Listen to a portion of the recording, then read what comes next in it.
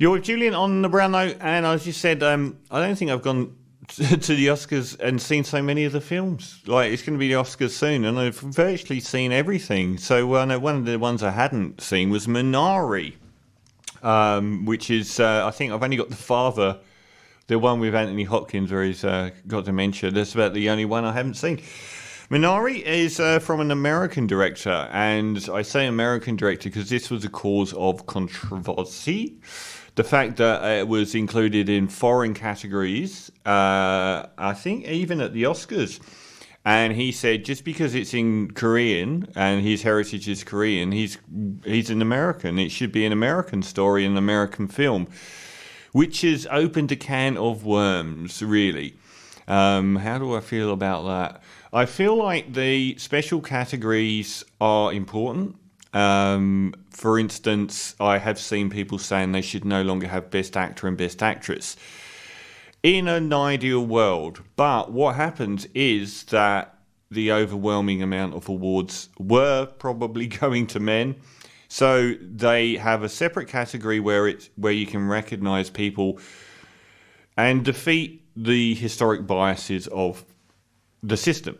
And this is the case. It's more than likely that a film that wins Best Foreign Language Picture Oscar is kind of deemed the best film, Best Picture Oscar winner for every film that isn't American or British.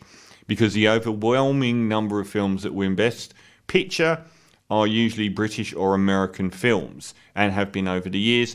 Less so in the last decade or so, because 5 of the Best Director winners last decade were Mexican. And we have had a few Best Picture winners where the Parasite, Roma, did that win Director and not Picture? But it's the idea that you're giving recognition to films that would otherwise be competing against the natural biases of an academy that is an American voting academy, and they are a lot more than likely to pick American films over these films. So I think that category should stay because it's a nice counterpoint. But anyway, his film Minari, which is, I believe, a edible plant, it features a semi-autobiographical role of his growing up in Arkansas in the 1980s.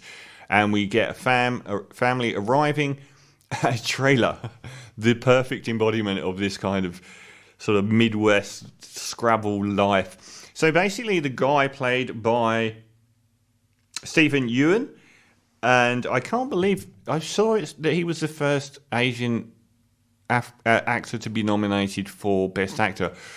That doesn't ring true. I'm sure that must not be the case, surely. If it is, that's pretty mind-blowing. So he's the dad. Han Yi-ri is the mum.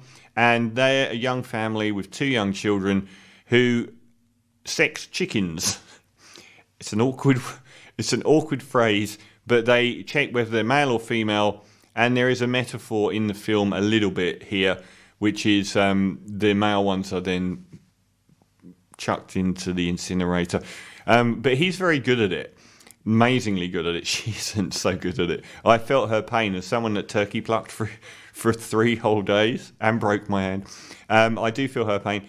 And he made quite a bit of money in California doing this, but they lived in a tiny apartment. They had nothing. And being the eldest son, he sent all of the money that he made back to his family. He said, I did laugh at the point where his wife brought this up, and he said, but they're doing well. It was just like, oh. So they moved to Arkansas where they can get a lot of land, and he wants to build a farm, and they live in this trailer, which is, I think I would probably have. I mean, it is a trailer, but it's quite a big trailer. And they've got lots of land, and they're in the country, and they're in the middle of nowhere as well. And one of the elements is the fact that the son, I'm guessing it might be who the director, Lee Isaac Chung, may be the youngest son here. He's got a heart defect, and the wife is immediately horrified by this existence in this wilderness in a trailer, and the worry that they're an hour from the nearest hospital.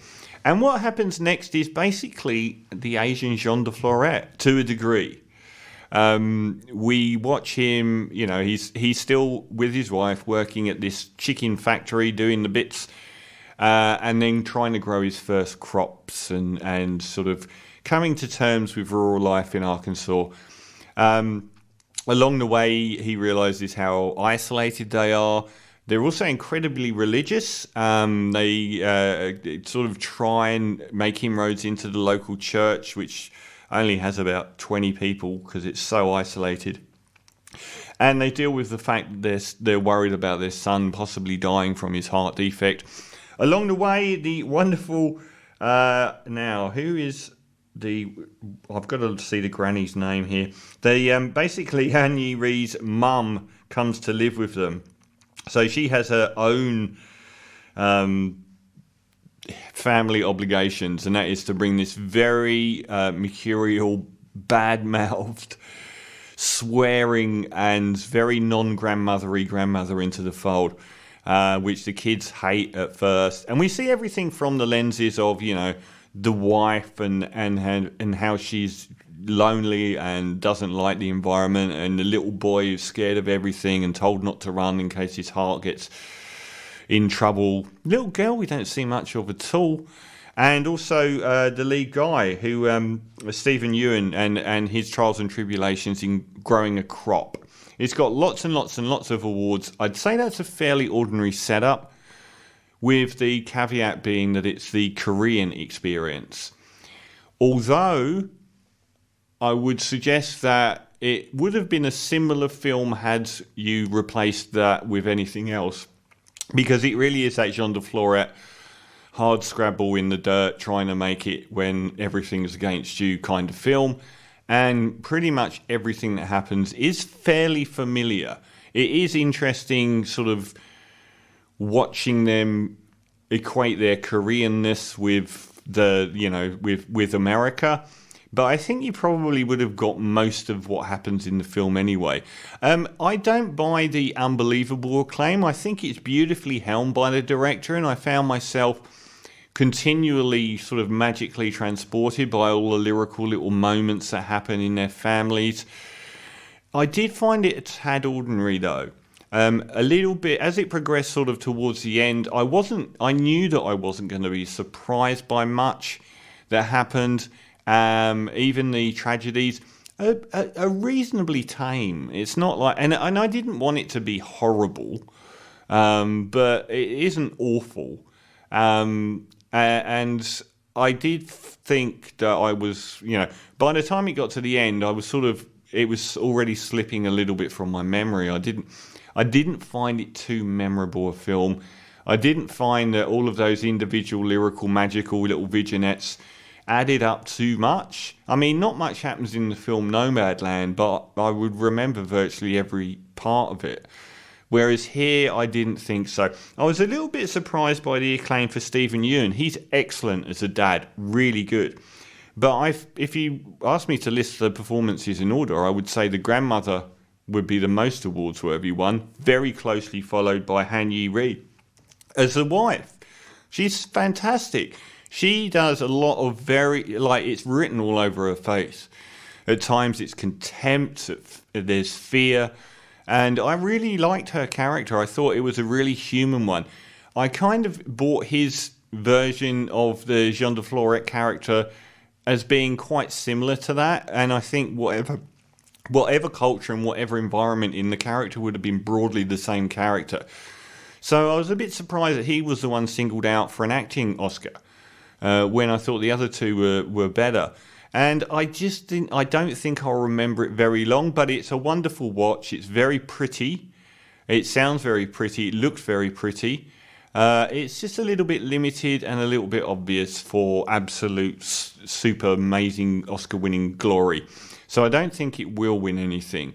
But it is a really good film that you should seek out, and it's a really quite gentle and lyrical 2 hours to pass without it taxing you. So I doubt you'll remember it in the years to come. So Minari, I'm going to give 8 out of 10.